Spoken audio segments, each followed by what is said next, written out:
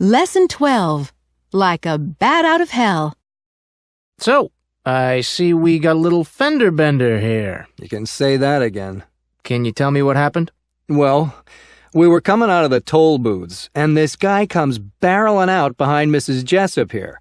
I noticed he had been riding her tail for miles. Yeah, I have to admit I was rubbernecking a little at the other accident, the one that happened right in front of the toll booths. And the other guy wasn't expecting it, or he didn't like it. He sped up to go around Mrs. Jessup, and then he tried to pull in front of her to cut her off. He ended up sideswiping Mrs. Jessup. And I guess he didn't see me coming up from behind because he swerved back into my lane. I must have been in his blind spot. I slammed on the brakes, but I ended up nailing him from behind anyway. Mrs. Jessup and I pulled over, and so did he at first. Then we got out of our cars to swap information, but the other guy was gone like a bat out of hell. What about you, ma'am? Can you tell me what happened? That seems to cover it. What he said is about right. So, you're both telling me this was a hit and run. Did either of you manage to get his license plate number? I did. Here you go. Well, lucky for you, Mr. Randall, because you might have been charged for damages to this guy's car. But because he took off from the scene of the accident, you won't be held responsible. Well, that's a relief. I thought I was looking at a lawsuit.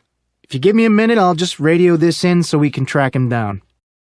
When you get him, I won't have any problems giving him a piece of my mind. And I won't lose any sleep over taking him to the cleaners for my car. It was brand new. Well, I wouldn't count my chickens before they hatch, Mrs. Jessup. If you expect compensation, you might be barking up the wrong tree. In many of these cases, the perpetrators run because they're usually caught up in other illegal dealings or because they don't have insurance.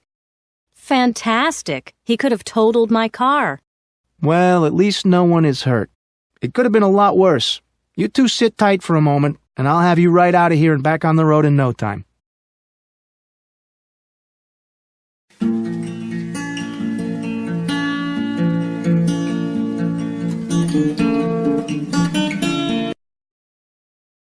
Fender bender.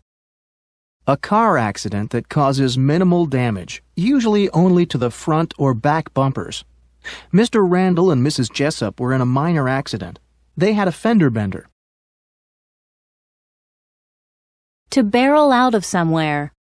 To leave somewhere very quickly, usually with little attention to your surroundings. The driver almost hit someone because he came out of the toll booths without looking.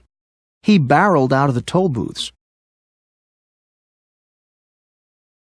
Notice that you may also hear barrel up, barrel down, barrel along, barrel in, etc. The other driver was barreling down the highway. To ride someone's tail. To follow someone at an uncomfortably close or dangerous distance. The other driver followed Mrs. Jessup closely for miles. He rode her tail for miles. Notice that this expression doesn't necessarily have to be used for driving only. Why are you walking so close behind me? Stop riding my tail. To rubberneck. To drive slowly past the scene of an accident while turning your neck to see what happened. Mrs. Jessup wanted to see what had caused the other accident, so she drove slowly past and turned to look. She was rubbernecking. To speed up. To accelerate. The driver wanted to pass Mrs. Jessup, so he accelerated in order to get around her. He sped up so that he could get around Mrs. Jessup. To cut someone off. To pass in front of someone very closely and prevent them from moving ahead. The driver got into Mrs. Jessup's lane in front of her and didn't give her room to maneuver. He cut Mrs. Jessup off. To sideswipe someone.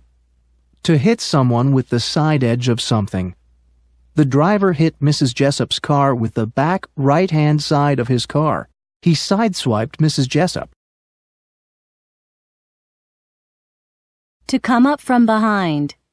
To approach someone from behind. The driver sped up and came closer and closer to Mrs. Jessup. He came up from behind Mrs. Jessup. Notice that you can also say, come up from the side, come up from below, etc. The submarine came up to the ship from below and surprised everyone on board.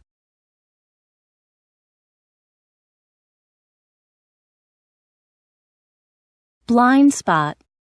A part of someone's field of vision that is obstructed so that things in this area cannot be seen. The driver looked in his rear-view mirror but didn't see Mr. Randall behind him. Mr. Randall must have been in his blind spot. To slam on the brakes. To press the brake pedal in a car forcefully and suddenly. When the driver cut Mr. Randall off, Mr. Randall wasn't expecting it and had to slow down very quickly. Mr. Randall slammed on the brakes in order to slow down.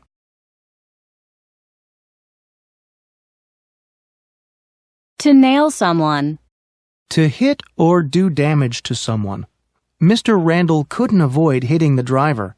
He hit the driver from behind. He nailed him from behind. To pull over. To drive one's car to the side of the road in order to stop. All three drivers stopped on the side of the road in order to talk about the accident. The drivers pulled over in order to talk about the accident.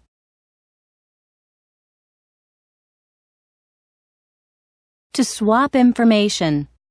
To exchange names, phone numbers, license plate numbers, and insurance company information, especially after a car accident. After the accident, the drivers wanted to exchange insurance information.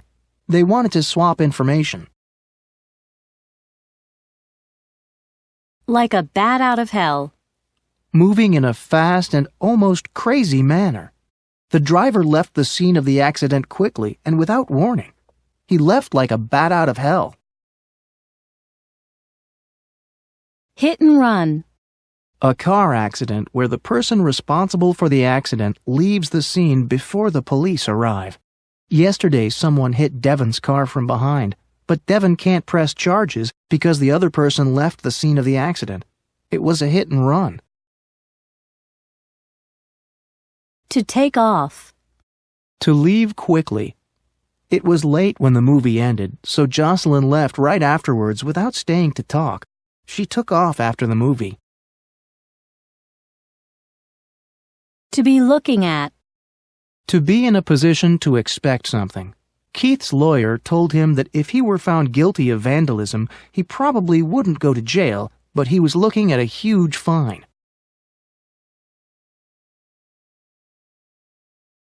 To track someone down. To find someone by following clues. The police have been pursuing the thief for weeks. They are working hard to track him down. To give someone a piece of your mind. To give someone your opinion about him or her or something he or she has done. Usually it is a negative and harshly critical opinion. Renfield wants to talk to Elissa to tell her that he thinks that she was wrong to treat his friend so rudely. He wants to give her a piece of his mind. To lose sleep over something. To worry about something. To feel upset or guilty about something. John doesn't feel bad at all about cheating on his exam because he thinks that everyone does it, so it's okay. He said he won't lose any sleep over it. To take someone to the cleaners. To fight for economic compensation until the other person has no more money left. Cody wants to make his ex-wife suffer for cheating on him. He will not rest until she has paid for everything she bought with his money. He wants to take her to the cleaners.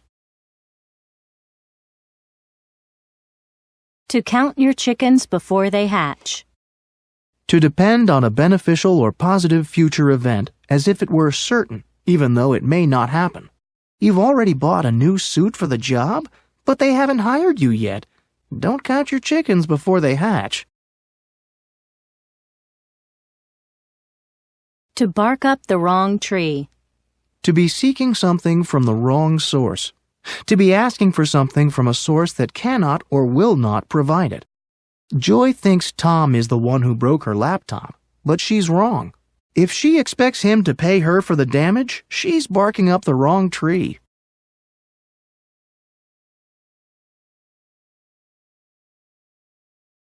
To be caught up in something. To be involved in something wrong, illegal, or unethical.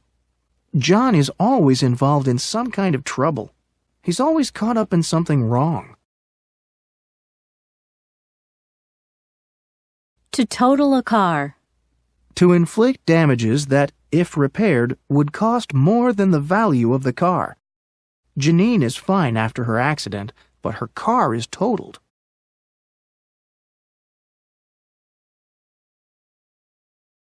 To sit tight. To wait. To be patient. Donna's kids are impatient to get to the park, but she told them to sit tight while she stopped to get gas.